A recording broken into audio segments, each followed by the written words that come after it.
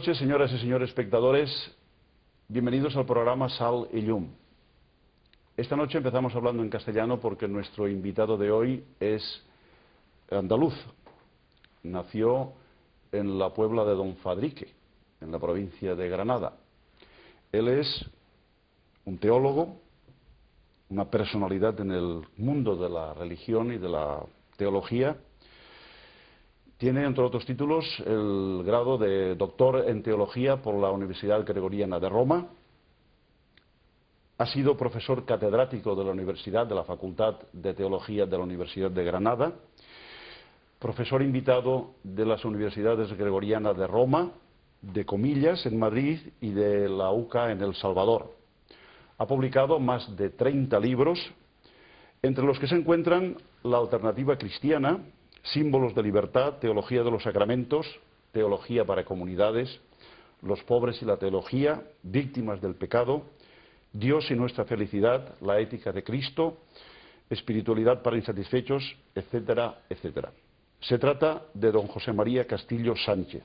Buenas noches, don José María. Buenas noches. Queríamos hablar de un libro en esta entrevista que no lo he nombrado antes. Y es un libro que usted publicó, debe hacer unos 10 o 12 años o más, que se titula La Iglesia que quiso el concilio. Una cuestión previa. Antes de hablar de la Iglesia que quiso el concilio, ¿podría decirnos qué concilio quiso Juan XXIII, que fue el Papa convocante? El Papa Juan XXIII se dio cuenta de que la Iglesia tal como venía funcionando no respondía a las necesidades, a las preguntas, a las urgencias de la modernidad y, en definitiva, de el mundo en que vivimos. Estoy hablando del final de los años 50, cuando murió el Papa anterior a Juan XXIII, que fue Pío XII. A la muerte de Pío XII, el conclave eligió a otro cardenal que no fue el cardenal Roncalli, pero aquel cardenal era un hombre tímido que no se atrevió a aceptar el nombramiento, lo rechazó, no quiso ser papa. Entonces, como solución de emergencia, mientras se encontraba un sustituto válido para Pío XII, el conclave designó al cardenal Roncalli, que era un hombre ya anciano, como un problema para salir del paso, una solución para salir del paso, y de hecho se encontraron con lo que no esperaban ni podían esperar, que es un papa que intentó darle un giro distinto a la Iglesia. Lo que después de hecho ocurrió, como explicaré, es que aquello falló. ¿Cuál fue uno de los capítulos del libro? Se titula así: ¿cuál fue la Iglesia que no quiso el concilio? ¿Qué Iglesia no quería el concilio? La Iglesia que no quería el concilio es una Iglesia que se parecía y se parece mucho a la Iglesia que tenemos actualmente. Una Iglesia... Entonces no hemos avanzado nada. No. Prácticamente no hemos avanzado. Es más, en algunas cosas tengo la impresión de que hemos retrocedido. Por ejemplo, actualmente se está volviendo a la liturgia en latín, se está volviendo a rituales y formas de celebración que ya en tiempos de Pío XII se estaban superando.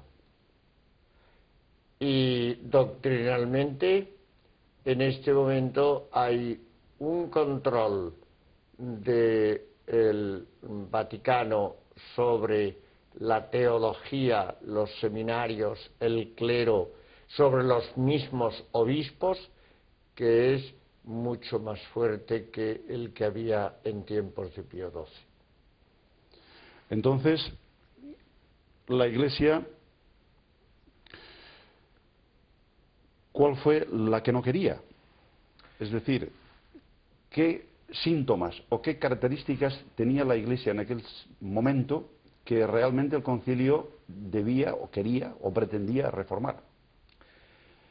La idea de la Iglesia que tenían muchos teólogos en los últimos tiempos de Pío XII era la idea de la Iglesia como sociedad perfecta. Una idea, por tanto, más bien jurídica, una institución basada en una legislación propia, con un sistema organizativo de leyes, normas, rituales, ceremoniales,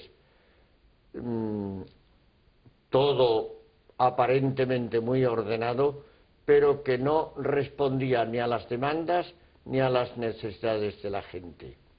Ese modelo de iglesia, cuyo centro estaba en Roma, concretamente en el Vaticano, ese es el modelo que el concilio inicialmente no quiso. En su libro dice usted que la Constitución Lumen Gentium, que es una de las constituciones del concilio, solo resulta comprensible teniendo ante la vista la Gaudium Spes, es decir, la Iglesia que dialoga con el mundo. ¿Cuáles son las características o cuál es el mensaje de una encíclica o de una constitución y otra? En resumen. Primero, creo que es importante distinguir netamente que una encíclica es un documento del Papa, punto. Una constitución es un documento de un concilio. Y un documento de un concilio no es un documento solo del Papa, sino de todo el episcopado del mundo. Por tanto, una constitución tiene un valor mucho mayor que una encíclica. Esto es lo primero. Y en segundo lugar, cuando hablamos de la Constitución Lumen Gentium, estamos hablando de la Constitución Luz de los pueblos o de las gentes, que es la Constitución sobre la Iglesia, que fue el tema central del concilio. Juan XXIII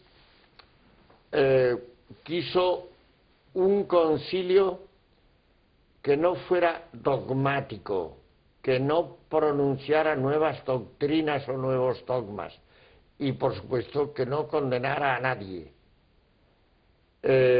sino que lo que él quiso es un concilio que dialogara, que estuviera a la escucha y que diera respuesta a los problemas que había en el siglo XX, muchos de los cuales siguen sin resolverse. Al contrario, se han agravado y se han agravado muchísimo.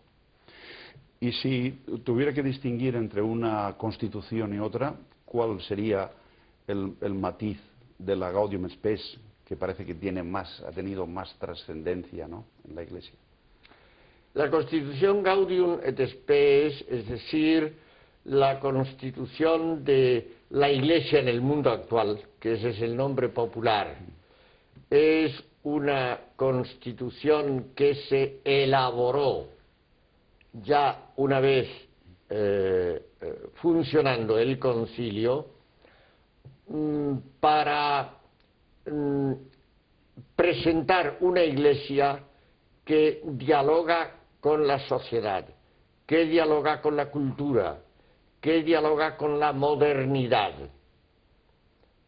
Era un problema que venía arrastrado desde finales del siglo XVIII desde los tiempos de la Ilustración, cuando a partir de la Ilustración y de la Revolución se hace la primera proclamación de los derechos del hombre y del ciudadano por la Asamblea Francesa, y todo lo que aquello representó encontró una gran resistencia en la Iglesia. Entiendo en la Iglesia, en la jerarquía eclesiástica. Esta resistencia, que ya aparece en finales del XVIII, se prolonga durante todo el siglo XIX y, es más, se va acentuando durante el siglo XIX. A comienzos del siglo XX, con el Papa Pío X, la situación llegó a una tensión muy fuerte. Y este problema, pues, siguió sin encontrar una adecuada respuesta a lo largo del siglo XX. Y a eso es a lo que quiso responder la Constitución Gozo y Esperanza, es decir, la Constitución de la Iglesia y el mundo. La libertad religiosa fue uno de los capítulos que realmente proponía esta Constitución. El tema de la libertad religiosa fue una declaración posterior que hicieron, que hizo el concilio. Es un documento aparte, pero fue un documento enormemente debatido y que costó tensiones muy fuertes y que salió adelante a base de concesiones de una y otra parte. Todo el concilio fue el resultado de acuerdos que fueron haciendo los dos grandes bloques. Para entender el concilio hay que tener en cuenta que había un gran bloque mayoritario representado por los teólogos y cardenales, sobre todo más representativos de Centro Europa, alemanes, holandeses, belgas, austríacos, franceses, y eso de una parte, y de otra parte estaba el bloque, digamos, dirigido, alimentado y capitaneado por la Curia Vaticana y sus cardenales y teólogos que eran, pues, hombres de una mentalidad tradicional y conservadora que querían a toda costa mantener una iglesia jurídica, jerárquica, autoritaria, frente al otro bloque que quería una iglesia más sacramental, más entendida como pueblo de Dios. Yo diría que las dos palabras que polarizan el enfrentamiento que se palpó en aquel concilio fue, de una parte, la palabra pueblo, representada por los grandes teólogos y cardenales centroeuropeos, y la palabra jerarquía, representada por los grandes teólogos y cardenales de la Curia Vaticana. Precisamente sobre esto viene la pregunta que quería hacerle, y es el debate determinante que fue sobre la naturaleza de la Iglesia. El debate era muy arduo, muy caliente, porque unos decían que la Iglesia debía ser una comunidad de creyentes, poniendo el acento en lo que era común a todos los cristianos, y los otros que defendían lo que tradicionalmente se venía defendiendo, como era la sociedad jerárquicamente estructurada, poniendo el acento en lo jurídico. Mi pregunta es la siguiente: ¿se ha conseguido que la Iglesia sea una comunidad de creyentes? Esta pregunta es clave y respondo. Teóricamente se llegó a una solución de acuerdo mutuo que a primera vista pareció que era la solución que se necesitaba, pero que después en la práctica ha resultado que no ha dado los efectos o los resultados que se esperaban. ¿Por qué? Es muy importante esto que voy a decir ahora. Desde mi punto de vista, ¿por qué el concilio no dio y no está dando los resultados que de él cabía esperar? Sencillamente por esto. Porque el concilio modificó la teología sobre la Iglesia, pero no modificó el sistema organizativo y de funcionamiento de la Iglesia.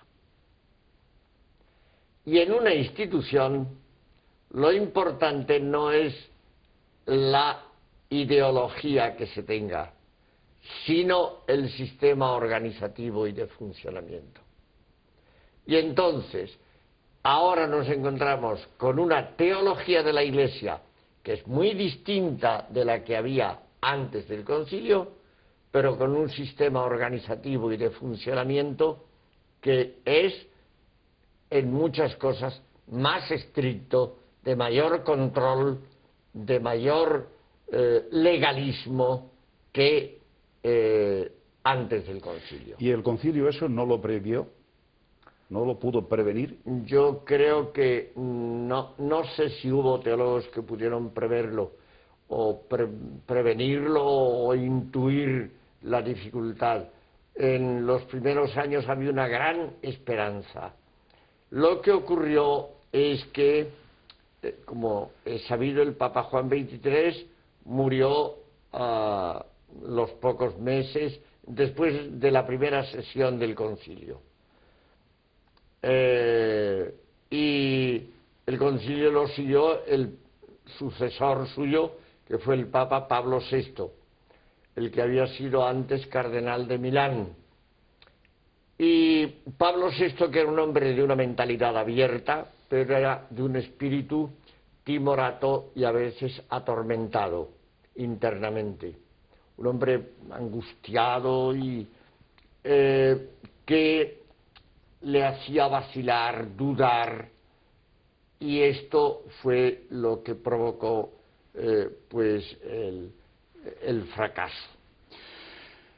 Cuando decimos la Iglesia que quiso el concilio, ya lo ha insinuado usted antes, decimos que la comunidad debe ser pueblo de Dios. ¿Usted podría explicarnos qué significa pueblo de Dios y quiénes son o somos pueblo de Dios? Esta pregunta es importante porque me da pie para responder a dos cosas. En primer lugar, la Iglesia es la comunidad o el conjunto, vamos a decir, de todos los creyentes en Jesucristo que hay en el mundo. Eso es la Iglesia. Según palabras del mismo concilio, en el capítulo 2 de la Constitución sobre la Iglesia.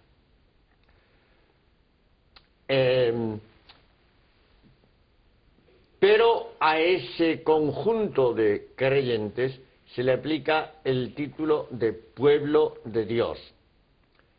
Y aquí quiero hacer una afirmación que probablemente a algunos de los televidentes les puede extrañar o sorprender. Yo no estoy de acuerdo con ese título para la Iglesia, por una razón muy clara y sencilla, porque pueblo de Dios es un título que era propio del pueblo de Israel en el Antiguo Testamento. Y pueblo era, por tanto, el pueblo de Dios y el pueblo elegido. Y el pueblo de Dios y pueblo elegido es Israel, no es la Iglesia. Y en este sentido estoy profundamente convencido, refiriéndome y citando a un teólogo de gran categoría, de los más eminentes, que vive todavía, el profesor Joan Bautista Metz, que afirma con toda rotundidad que esto ha sido por parte del cristianismo una usurpación y una apropiación de un título que no le pertenece. Es un título que le pertenece al pueblo judío. Entonces, tenemos que pensar que es una cuestión de palabras. No es una cuestión de palabras, es una cuestión de contenidos.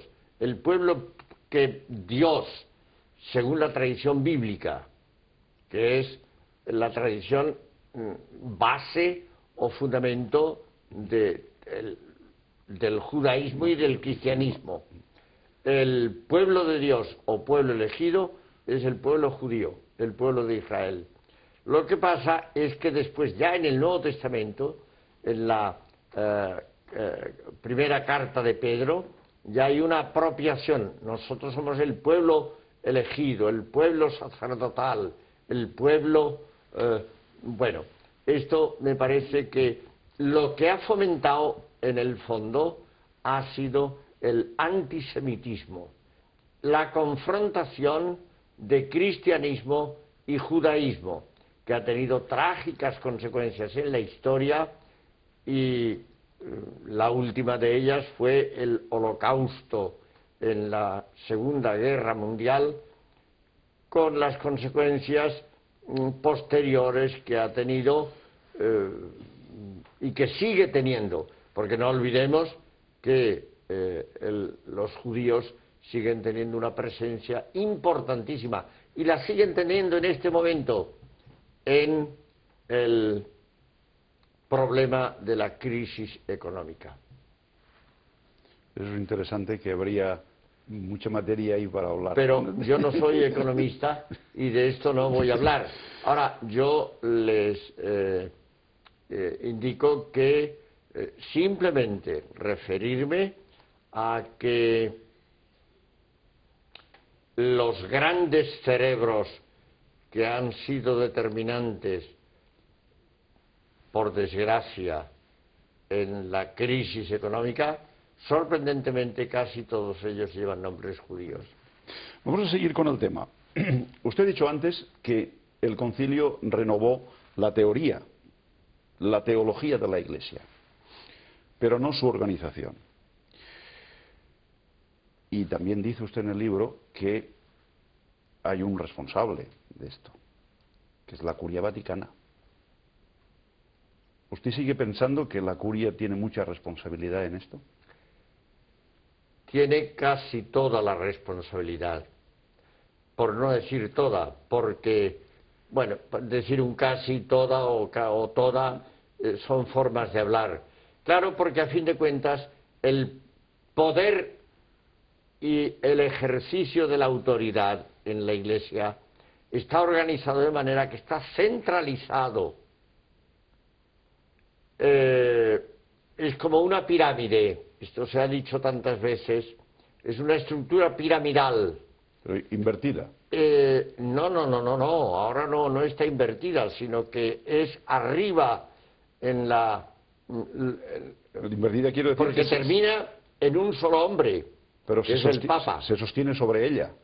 Bien, bueno, si en ese sentido queremos hablar, pero lo tremendo de esto es que el poder, si usted lee el Código de Derecho Canónico o lee la ley fundamental que equivale a la Constitución del Estado de la Ciudad del Vaticano, en ambos documentos queda patente que todo el poder, toda la autoridad en la Iglesia queda concentrada en un solo hombre, que es el obispo de Roma, o romano pontífice, o sucesor de Pedro, en fin, todos los títulos que tiene el Papa. En ese hombre está concentrado todo el poder. Aunque después, en la práctica, los dos últimos papas, pues realmente Juan Pablo II ha sido un papa que programó su actividad viajando por el mundo para predicar y evangelizar. Y quien de facto gobernaba eran los presidentes de las congregaciones romanas.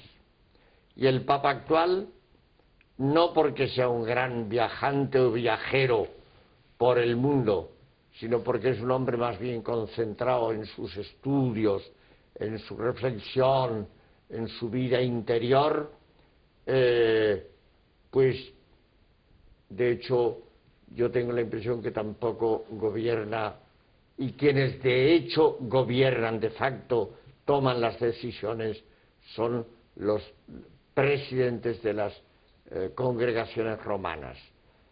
Entonces, esto, claro, son matices pero muy importantes, porque a fin de cuentas lo que sucede es que es el Vaticano, es la Curia Vaticana la que nombra los obispos, cambia a los obispos, destituye a los obispos, toma las decisiones de todo, llevan el control de todo, y a veces un control que no solamente es discutible, sino que en algunas cosas es detestable.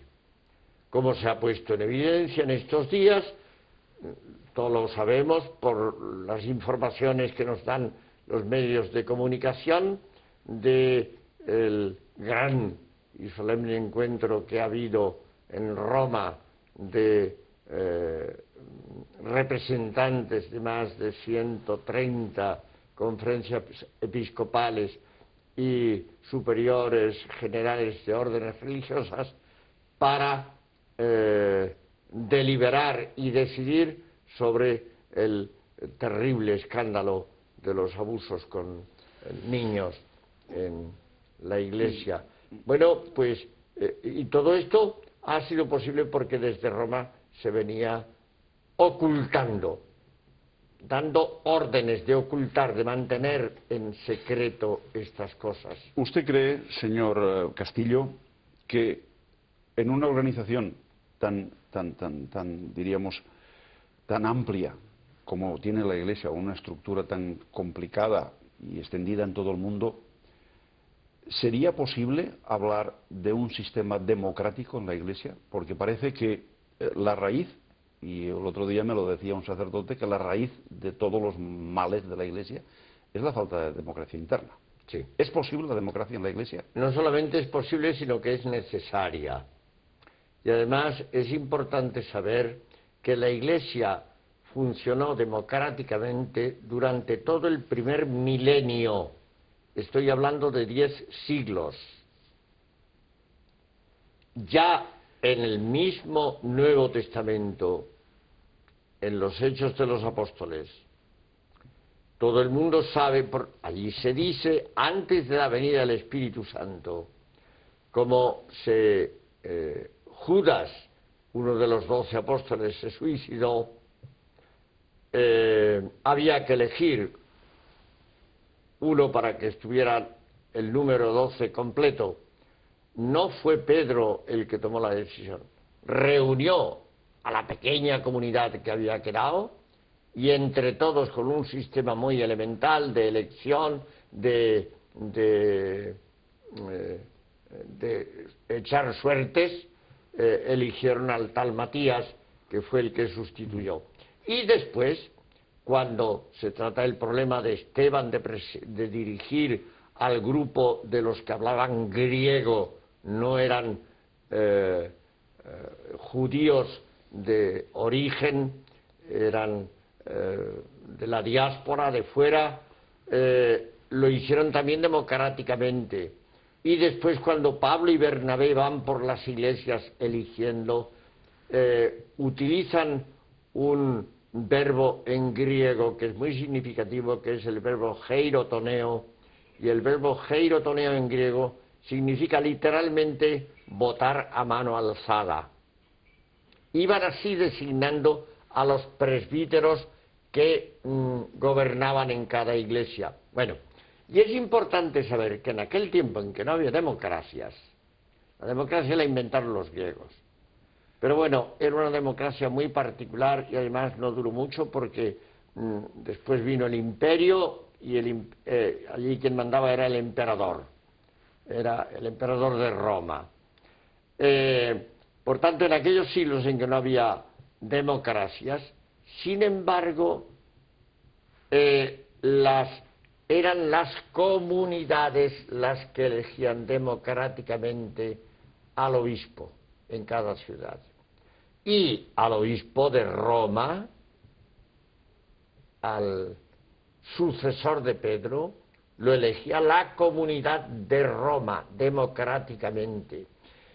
Es más, esto es muy importante que lo sepa la gente.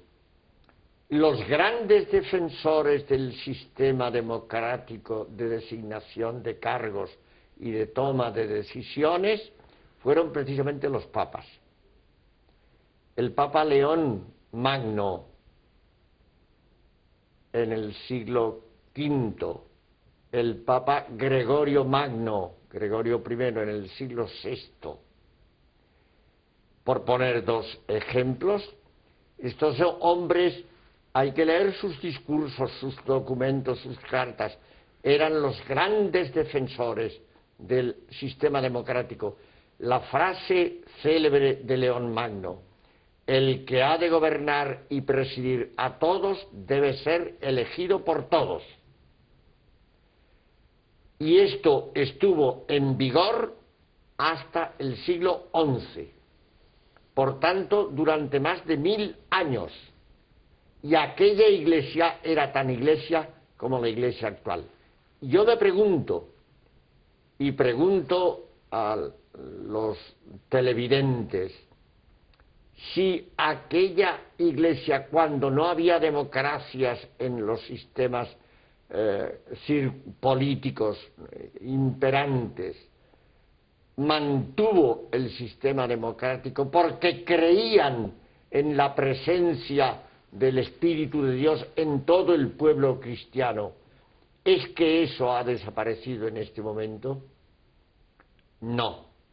Yo creo que la Iglesia no solamente puede, sino que debe, y sería importantísimo recuperar formas de gestionar democráticamente el gobierno de la Iglesia. ¿Pero cómo? Aquí está la pregunta. ¿Cómo se ha de organizar y gestionar el ejercicio de este poder? Esa es la pregunta. El gestionar democráticamente, yo entendería que eso ya son formas organizativas que se pueden pensar de distintas formas, de distintas maneras concretas de realización. Pero pienso que, por ejemplo, pues sería importante que en cada diócesis, antes de seguir, perdón, hago una interrupción. Mi punto de vista es que las diócesis deberían de ser mucho más pequeñas. Por tanto, pues yo no entiendo cómo una diócesis como Madrid o como Barcelona, como Valencia mismo, incluso la diócesis de Mallorca, es no solo Palma de Mallorca, que es una gran ciudad, sino toda la isla donde hay muchos miles y miles de cristianos. El ideal de obispo que presenta el concilio como amigo y compañero de los sacerdotes y de los fieles es imposible. El cardenal de Barcelona o el cardenal de Madrid o el obispo de Palma de Mallorca no puede conocer, no digo ya a los fieles, pero a veces ni a todos los sacerdotes, y mucho menos ser amigo de todos. Eso excede la capacidad humana. Se supone diócesis más pequeñas. Primera cosa que habría que hacer. En una diócesis más pequeña hay más posibilidad de conocer quiénes son las personas que son capaces de gestionar, de coordinar, de tomar iniciativas, de la designación de cargos, de gestionar los problemas económicos, etcétera. Bueno, pues esto que cuando el obispo enferma, envejece, muere, pues se reúne la comunidad. Esto ya habría sistemas de nombramiento de delegados que podrían reunirse y eligen al que sea más capaz. ¿Y podrían elegir un laico? Sí, ¿por qué no? ¿Qué pasó con San Ambrosio en Milán en el siglo IV, a finales del siglo IV? Había muerto el obispo, Ambrosio era el gobernador de la ciudad, no estaba ni bautizado siquiera, se reunió la comunidad y no se ponían de acuerdo. Y hubo incluso lo que suele ocurrir en estos casos, un altercado, una tensión, y llamaron al gobernador que pusiera orden.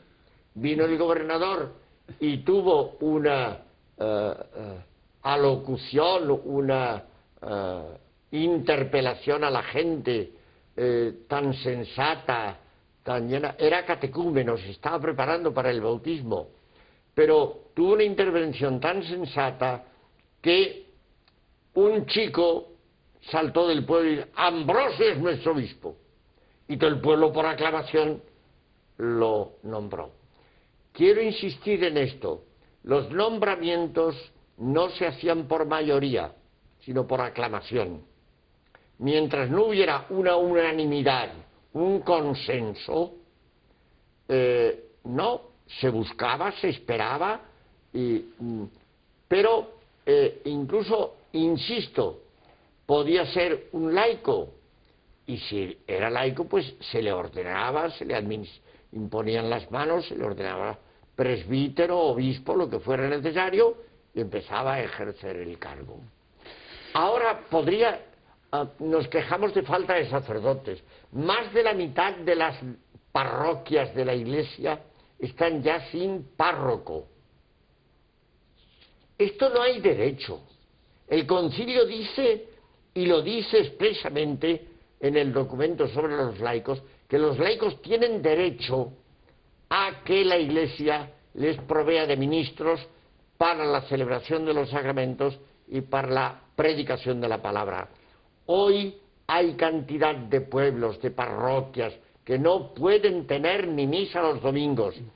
Y esto es un abuso de poder por parte de quienes han creado estas condiciones. En esos pueblos que se reúna la comunidad, que vean quién es el más digno, que lo propongan. Entonces el obispo le impone las manos, lo ordena, y tendríamos sacerdotes en todos los... Muy bien, señor Castillo. Vamos a seguir el hilo del libro de la Iglesia que quiso el concilio, porque el tiempo va pasando. Ya casi ha dicho usted los obispos que quiso el concilio, porque ha hablado largamente sobre todo del aspecto del nombramiento y tal. Pero, ¿usted cree que el concilio quiso unos presbíteros de una determinada forma? Porque hay un capítulo que se titula Los presbíteros que quiso el concilio. ¿Cómo deberían ser los presbíteros? ¿O cómo deben ser? Porque el concilio, a pesar de que hace 50 años, estamos hablando de que no se ha puesto en práctica. Sí. La primera cuestión que aquí habría que afrontar para responder a esta pregunta es si es conveniente para la Iglesia la distinción entre clérigos y laicos. Eso es una pregunta que estaba para después, pero es igual. Bueno, y yo creo que esa distinción daña a la Iglesia, porque divide, separa. Los clérigos tienen unos privilegios, tienen unos poderes, tienen unas dignidades de las que carecen los laicos. Y todo esto desequilibra la comunidad. De tal manera que el centro de la Iglesia hoy se puede decir sin duda alguna que está en el clero, no está en el pueblo cristiano. Y el centro tendría que estar en el pueblo cristiano. De tal manera que dentro del pueblo, los ministros del pueblo, los que, pues cada uno en el cargo que tenga, al servicio de esa comunidad o de ese grupo de cristianos. Por tanto, tendría que desaparecer eso. Y en este sentido tendrían que ser los clérigos, pues, personas, cuando digo personas evito la palabra hombres, porque yo no veo en virtud de qué argumento se prohíbe que las mujeres pudieran, si es que Roma lo viera, si es que el Papa, si es que la autoridad competente lo viera conveniente, pero no veo argumentos que prohíban que las mujeres pudieran ser ministros de la Iglesia y pudieran ser sacerdotes, sencillamente. A mí la palabra sacerdote tampoco me acaba de gustar. Me gusta presbítero, que es la palabra que utiliza el Nuevo Testamento. El Nuevo Testamento nunca utiliza la palabra sacerdotes para aplicarlo a los ministros de la Iglesia. Nunca, nunca, nunca, nunca.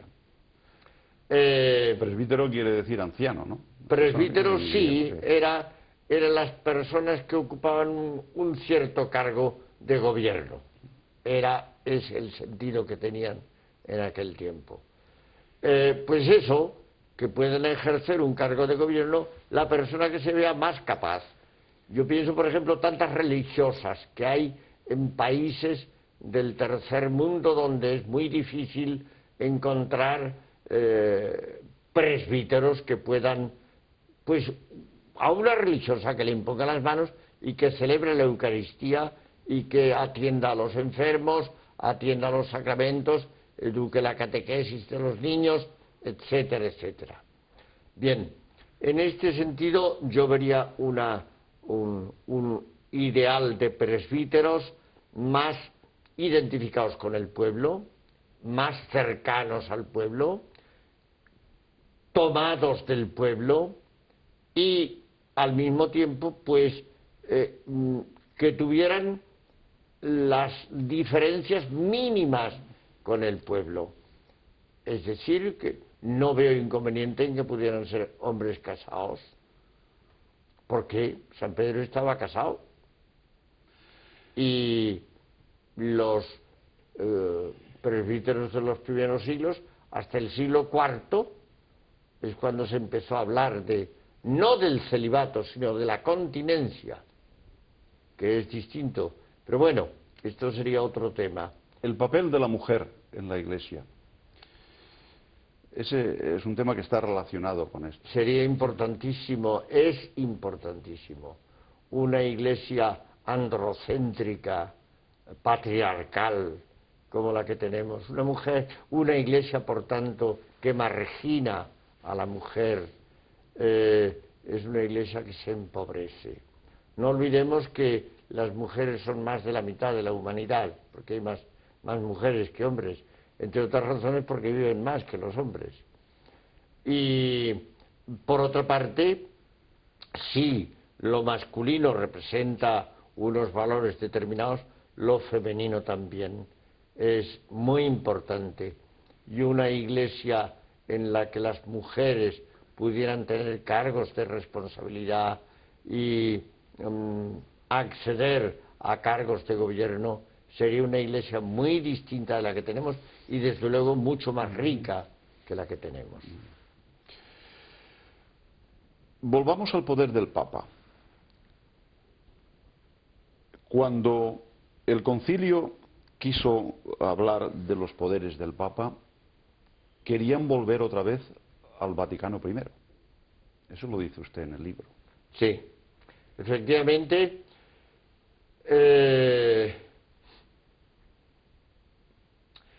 retomando el problema otra vez desde la Ilustración de finales del siglo XVIII, toda la primera mitad del siglo XIX fue un tiempo atormentado porque se temía que el Papa perdiera importancia y perdiera autoridad, lo cual se agravó cuando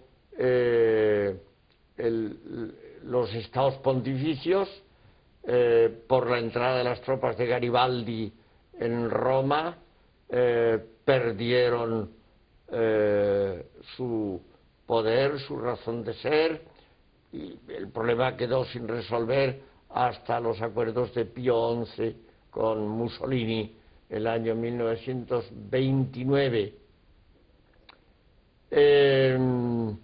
Entonces, en todo aquel tiempo, el Papa Pío VII, sobre todo Gregorio XVI, que está entre Pío VII y Pío IX, Gregorio XVI, que era un monje camaldulense, pero un hombre que yo creo que no tenía la preparación competente para el cargo que le concedieron, y le concedieron ese cargo porque escribió un libro exaltando el poder del Papa y la autoridad del Papa. Después viene Pío IX, y Pío IX es el Papa cuyo pontificado ha sido el más largo de la historia. Y su obsesión fue recuperar el poder que tuvieron los papas medievales. Los tres grandes papas medievales fueron Gregorio VII en el siglo XI, Inocencio III a finales del XII y comienzos del XIII, y Bonifacio VIII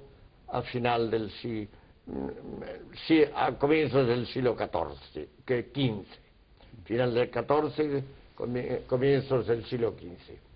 Estos tres grandes papas fueron tres grandes hombres autoritarios, obsesionados con la idea de que el bien de la Iglesia dependía del poder papal. Pero este problema y esa mentalidad de entonces no existía cuando se convocó el concilio y cuando se redactaron las constituciones.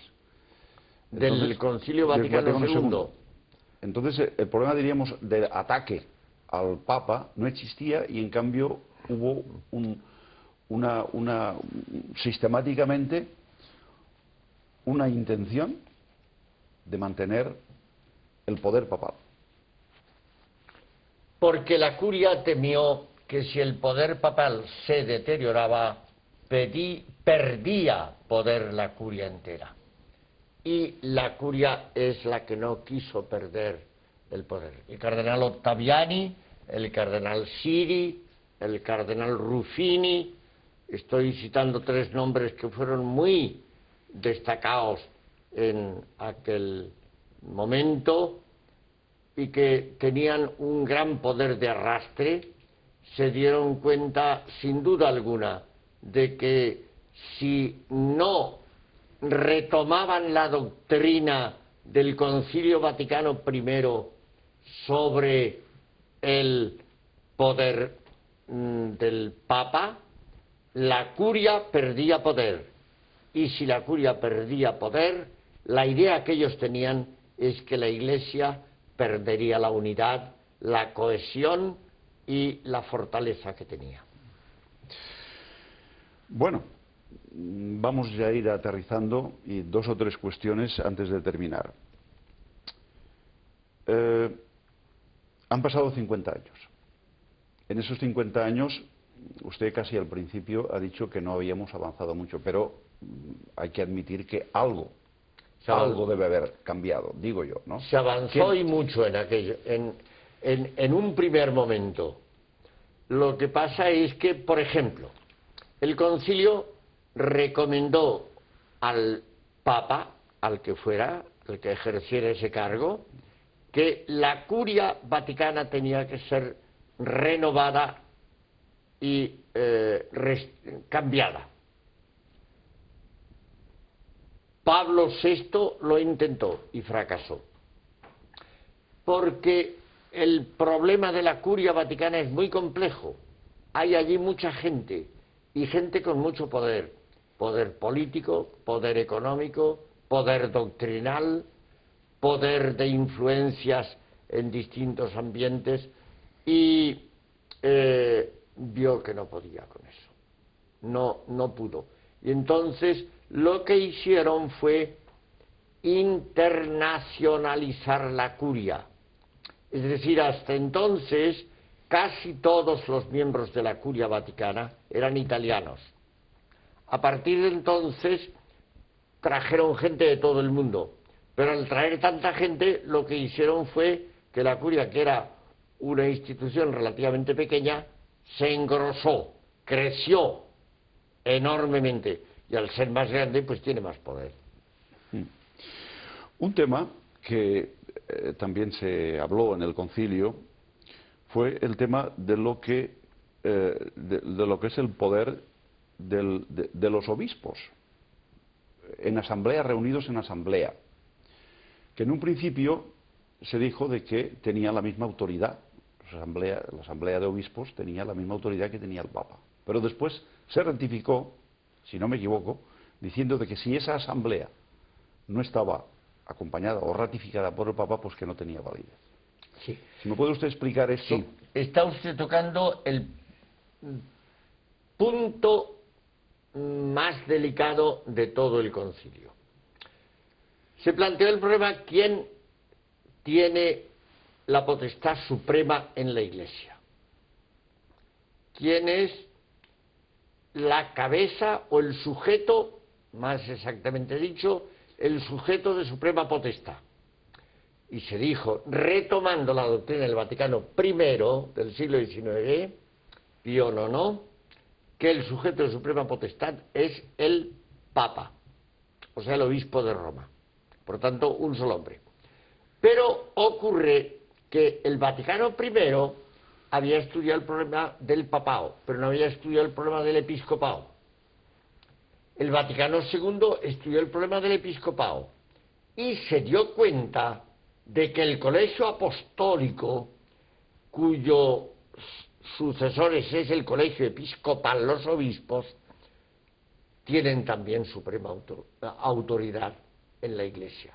Entonces dijeron, el Papa es sujeto de suprema potestad, pero a renglón seguido añadieron, también es sujeto de suprema potestad el colegio episcopal, el conjunto de todos los obispos presidido por el Papa. Pero entonces viene la pregunta, ¿es que hay dos sujetos de suprema potestad? No pueden ser, porque eso sería contradictorio. Suprema potestad no puede ser nada más que uno. Entonces, si es solo uno, ¿cómo coordinamos un poder y otro poder? Entonces, la solución que se le dio fue la nota explicativa previa que añadió Pablo VI al final del concilio a la Constitución sobre la Iglesia, y en esa nota explicativa previa, para simplificar esto mucho porque es una cuestión técnica muy complicada, he de decir lo siguiente, que según los juristas de Bolonia del siglo XI y XII, la potestad no basta en el derecho y en el ejercicio del poder, no basta la potestad del cargo, sino que además ha de tener una segunda potestad de jurisdicción para ejercer el cargo. Y a esa distinción se agarra o se acoge la nota explicativa previa, diciendo que el Papa tiene las dos potestades, la potestad de orden, la que recibe por el sacramento, y la potestad de jurisdicción, el ejercicio de esa potestad. Los obispos, en la ordenación de obispos, reciben la potestad de orden, pero para ejercerla necesitan la potestad de jurisdicción que viene del Papa. Y entonces, por ahí, en el fondo, lo que se vino a decir es que no queda más que un sujeto de suprema potestad, que es el Papa. Y es lo que recoge después el código vigente actual de derecho canónico, en el canon 331 y 333, donde se dice que el romano pontífice tiene la potestad suprema, plena, universal e inmediata sobre toda la Iglesia, y que puede ejercer siempre esta potestad libremente sin tener que dar cuenta a nadie. Eso es un poder absoluto. Y eso es un poder absoluto tanto desde el punto de vista religioso como desde el punto de vista político, porque no olvidemos que el Estado de la Ciudad del Vaticano es un Estado y es un jefe de Estado. Y es la última monarquía absoluta que queda en Europa. Naturalmente, esto son cosas discutibles, pero yo creo que el talante, el espíritu, las enseñanzas y el ejemplo del Evangelio no van por ahí, ciertamente. Sino que cuando Jesús les dice a los discípulos: los jefes de las naciones se enseñorean sobre ellas y me las mandan con autoridad. Vosotros así, nunca. Porque vosotros, el que quiera ser el primero, tiene que ser el último. Y el que quiera ser señor o autoridad, tiene que ser siervo de los demás. Yo creo que este es el modelo que sería un ejemplo para toda la cristiandad y también para los poderes civiles, que no nos vendría mal. La última pregunta, señor Castillo, es un poco más práctica, un poco más positiva. Ha hablado usted antes de los laicos, un poco de pasada, y mi pregunta es la siguiente. A nivel de laico cristiano, ¿qué podemos hacernos nosotros para llegar a conseguir o cambiar este modelo de iglesia que sabemos que está agotado? Este modelo de iglesia vemos que tiene algunos defectos y no es mi opinión, sino incluso de los mismos sacerdotes. Dicen: "Oye, este modelo vemos que va de capa caída". ¿Qué podemos hacer los laicos para ayudar a solucionar este problema? No mantenerse en el silencio y la pasividad en que normalmente se está. En la Iglesia hay una pésima educación y costumbre en este sentido. Se murmura y se habla mal de los curas y de los obispos y de los cardenales y hasta del Papa. Pero eso en petit comité y en conversaciones de tertulia o de sacristía o de mesa de camilla. Pero el tomar una actitud clara, decidida y firme públicamente, es decir, no estamos de acuerdo con esto, queremos una iglesia, la iglesia que quiso el concilio, y retrotrayéndonos a los orígenes, la iglesia que nació del espíritu del Evangelio. Esto es una cosa que sería importantísima, que no solo la escriban determinados teólogos o la digan determinados autores o periodistas, etcétera, sino que fuera el pueblo cristiano, que hubiera una conciencia colectiva, y esto sí que sería importante si es que queremos un futuro mejor. Muy bien, señor Castillo, muchísimas gracias por su aportación y por su colaboración a nuestro programa. Le deseamos que tenga usted mucho éxito en sus conferencias y en su labor como cristiano, como creyente y como teólogo. Muchísimas gracias. Gracias a ustedes. Y a ustedes, señores espectadores, muchísimas gracias también por la atención que nos han prestado. La semana que viene volveremos a estar con ustedes en el programa Sal y Llum, con nuevos personajes, nuevos programas y nuevos reportajes que son sal de la tierra y luz del mundo. Buenas noches.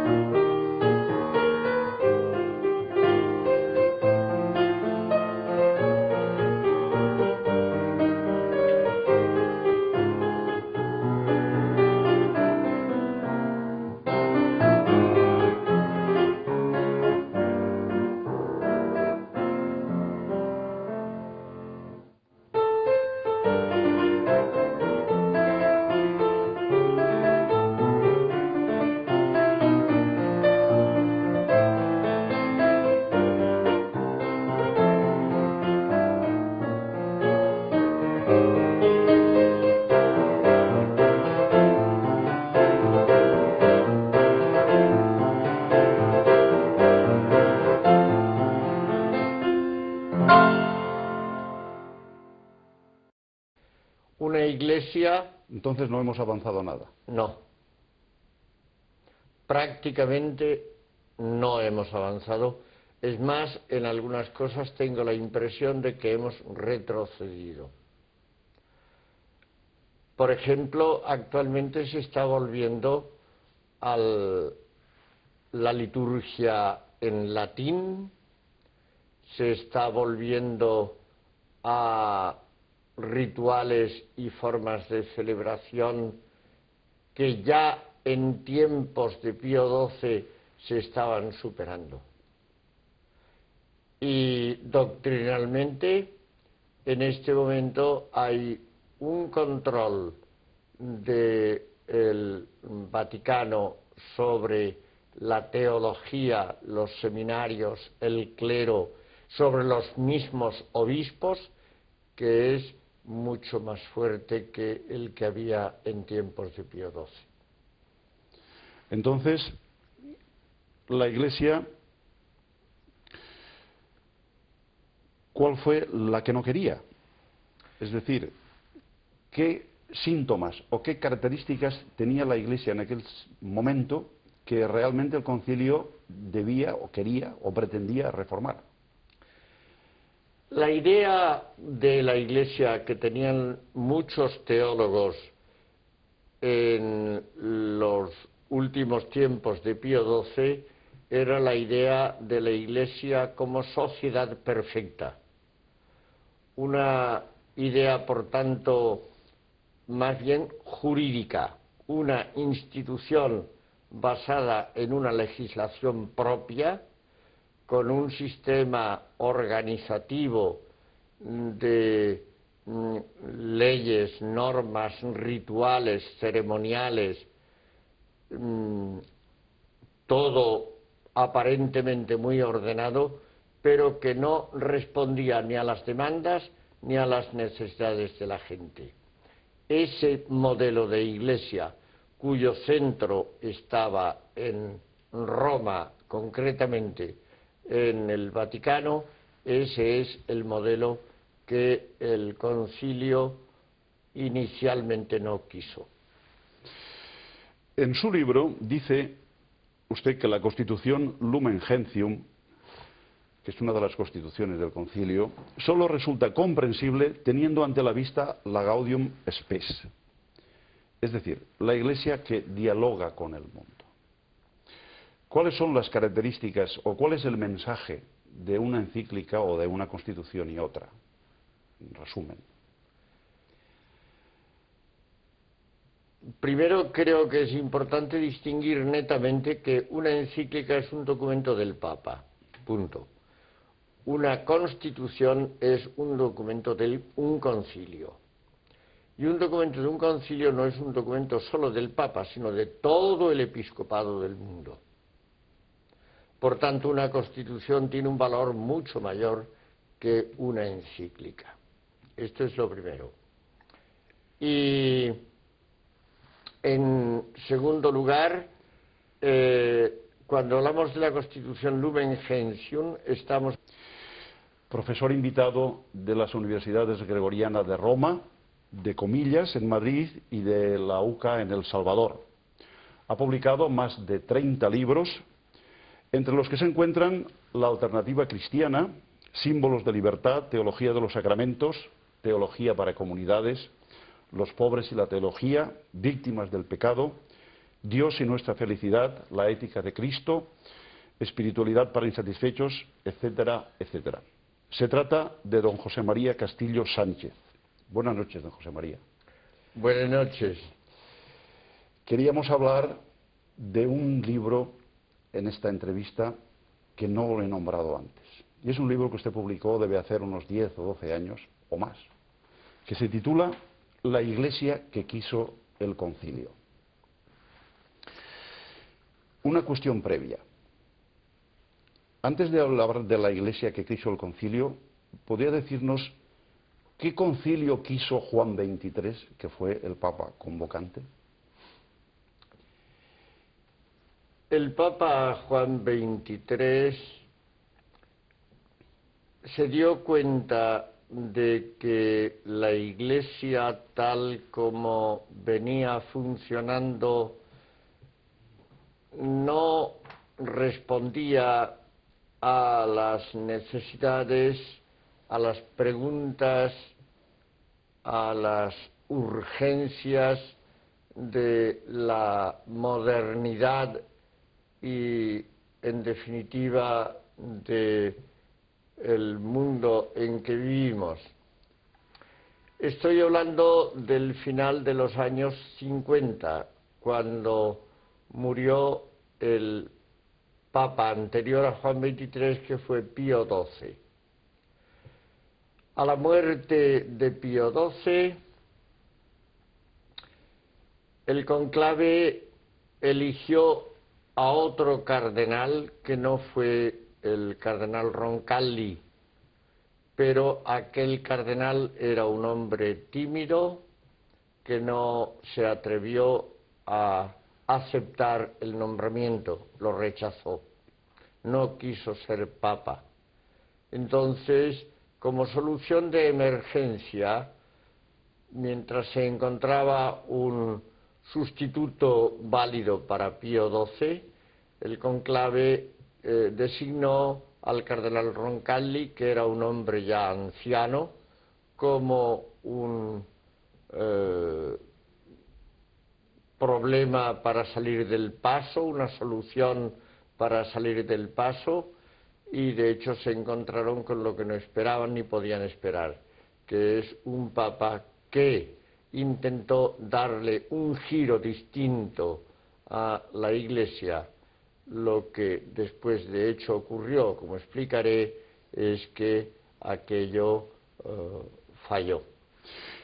¿Cuál fue uno de los capítulos del libro? Se titula así: ¿cuál fue la Iglesia que no quiso el concilio?